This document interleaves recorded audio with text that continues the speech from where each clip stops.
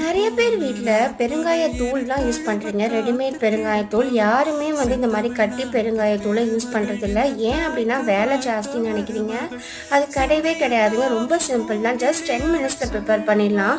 இப்போ நீங்கள் வாங்கும் போது பெருங்காயத்தூள் நல்லா பெருங்காயம் சாஃப்டாக இருக்கும். இதை குட்டி குட்டியாக பிச்சு போட்டு கடாயில் ஒரு 5 மினிட்ஸ் மட்டும் ரோஸ்ட் பண்ணிவிடுங்க. நீங்கள் ரோஸ்ட் பண்ணும் போதே கலர் சேஞ்ச் ஆயிரும். அப்புறம் ஃபஸ்ட் டைம் பார்த்தீங்கன்னா கொஞ்ச நேரத்தில் கொஞ்சம் சாஃப்டாகும். அதுக்கப்புறம் நல்லாவே கிறிஸ்பி ஆயிருங்க. அவ்வளோதாங்க. இதை லைட்டாக பூண்டு இடிக்கிற கல்லில் தட்டி மிக்சியில் போட்டு அரைச்சி வச்சிங்கன்னா சூப்பரான இந்த பெருங்காயத்துக்குள்ளும் நம்ம ரெடிமேடாக வாங்குகிற பெருங்காயத்துக்குள்ளுக்கும் கண்டிப்பாக டிஃப்ரென்ஸ் இருக்குங்க.